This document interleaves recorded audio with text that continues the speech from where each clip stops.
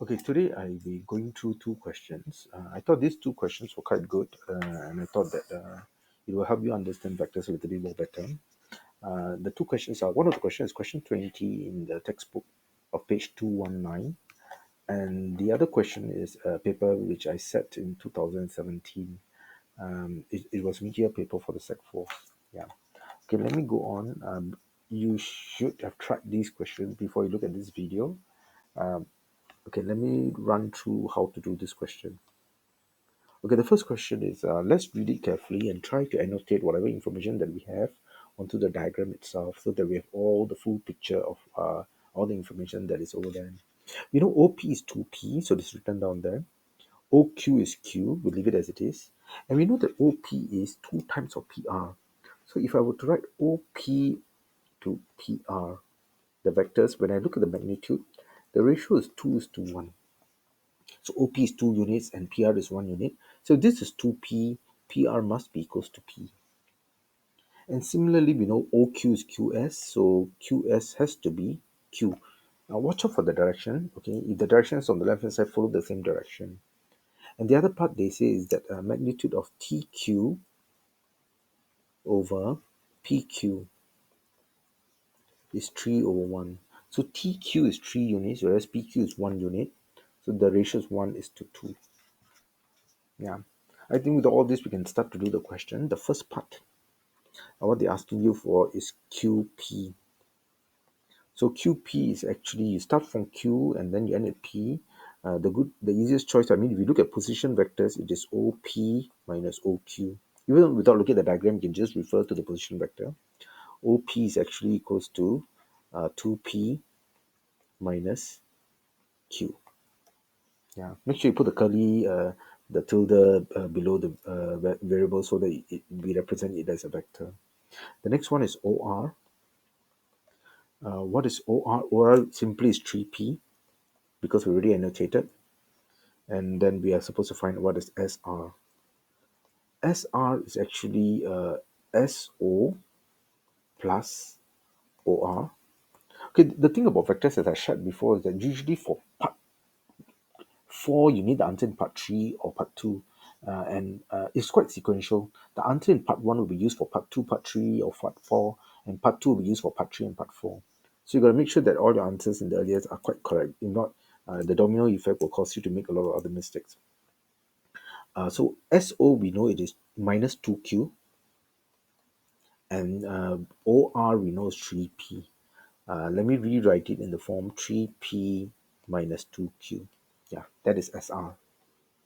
And the last one, ST. If you notice, there's no line drawn on ST in the diagram, so you have to draw it by yourself. Uh, Let me just draw it with another color. In the exam, it is good that you use a pencil to draw. Okay. So what is ST? ST is actually can be represented by SQ plus QT. And we know SQ is actually, we found out SQ is actually minus Q. QT is actually 3 times of QT is actually 3 times of QP, and QP we already found out is actually 2P minus Q. Okay, let's simplify this. This is minus Q plus 6P minus 3Q. So we have 6P minus 4Q. You can leave the answer as it is, but normally it's a good practice to factorize. You will see the reason later. If I were to factorize, it becomes 3P minus 2Q. Part B.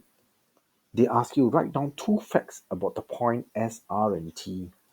We know that SR is equals to 3P minus 2Q, and we know that ST is equals to 2 bracket 3P minus 2Q. So how to answer this question, this is a typical O-level question. This is what you should do. You should say, since ST is 2 times of SR, make sure you write the vector notation, and there is a common point S, S, T, R are collinear. So for this case, it's typically 2 marks, and these are the points that we are looking out for. When they say two facts, the first fact is this, the ratio. The second fact is because there's a common point, the ratio represents that they're parallel, and with the common point, we can conclude they are collinear. Right? Okay, good. Now the part C. I think it is good for me to draw part C. Let's look at find the area of OPQ. OPQ is this area versus SPT. SPT. Okay, let me draw SPT. Yeah. As you know, that there are a couple of methods you can use for to find the area. Let me erase so that maybe you'll be able to. I can refresh your memory of the different ways to find the area of figures.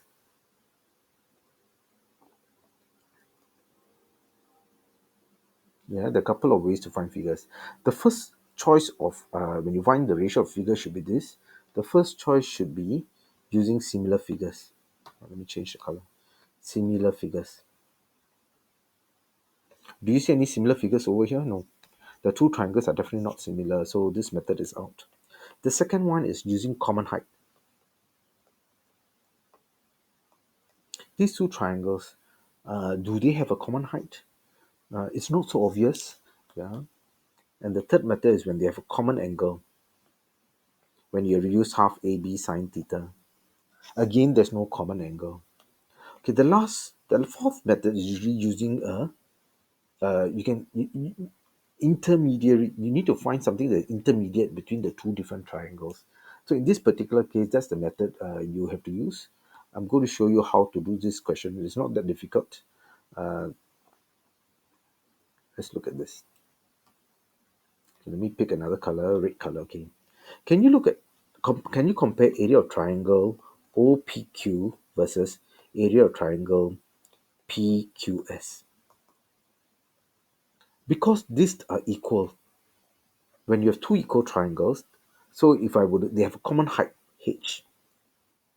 The area of OPQ to PQS is half times base is actually magnitude of Q times height, and PQS is same half times magnitude of Q times height. So it's exactly 1:1. So this means, let me erase. Sorry, let me erase so that we come to a little bit neater. Let me draw back this triangle. So the ratio of this is 1:1. The ratio of this triangle to this. Now let's look at another ratio. Let's look at triangle PQS to triangle SPT. You know that this ratio is 1:2, right? I mean, not the area, but the length. PQ is 1 and PT is 2. So coincidentally, because it's the common height, the ratio would be equivalent as PQS would be 1:2, SPT will be 2. So if this is 1, this is 2. So from here, you can straight away find the ratio of triangle OPQ to triangle SPT is actually 1/2. That's the answer. Yeah. As for the working, you can leave it like this, and then you can leave that they would have understand it. Okay, good. This is for this question. Uh, Let me move on to. I'll let you have a look at the answer first. If you need, do pause. Okay, I will move on to the next question. This question was set in 2017, so I thought there's something that you can learn from this two question too. In this particular question, you realize that they have given you some important clues. They say there are two rhombuses. So the first thing when you see a rhombus is it is a good practice to write down whatever that you know. For example, DB is the arrow DB. I think there's an arrow. DB is supposed to be P. So let's draw DB. It's supposed to be P. And OC is supposed to be Q. So if I were to simplify a little bit, let me simplify it. So DB, this is half P, this is half P, and this is half Q, and this is half Q. Right? So it's much simpler. M is the midpoint of CE. Okay, it's a midpoint. We leave it as it is. So how you find OB? So OB is actually, let this point be X, OX plus XB, right? So half P plus half Q. So this is part A. Part B is OD. OD is half Q minus half P. The direction is important. Huh? Let me just check. BB, yes, the direction is P. So it's the reverse. So it is half Q minus half P. And for part C, it's OE. OE is actually equals to, if you know that this is Q, this is also Q because it's a rhombus. So OE is actually equals to OB plus BE. And OB we already found out is half P plus half Q plus Q. So it's half P plus 3 over 2Q. Leave it as improper fraction for vectors. So it's much easier to see. If you change it to mixed numbers, it becomes messy. And let's look at part D, which is OM. OM, we know that M is the midpoint of CE, right? So it's the midpoint. So what we can do is OM is actually equals to OC plus half of CE, right? But half of CE is the same thing as half of OB. So OC is actually equals to Q plus half of OB is actually is 1/4 P plus 1/4 Q, which is 1/4 P plus 5 over 4Q. So I found everything A, B, C, D. Okay, good. The next one. They say a point K lies along BC such that OKM are collinear. So let me erase a little bit. Let me erase the diagram a little bit. I'm going to leave everything out. And I'm going to draw a new diagram. They say this point is K. It's along BC such that OKM are collinear. It's a straight line, so it must be. Find the ratio of CK. What is this ratio to this ratio? Okay.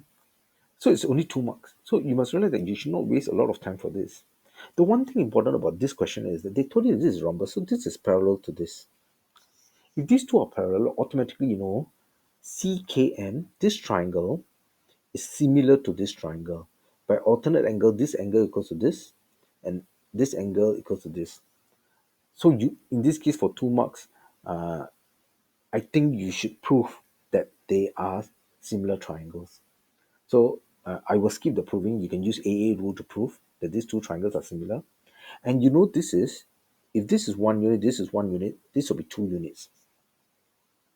So based on that, you know the ratio of this should be 1:2. So the ratio of CK to KB is 1:2. That's the answer. The 2 marks is 1 mark for similar triangle and 1 mark for this ratio. I think that's it.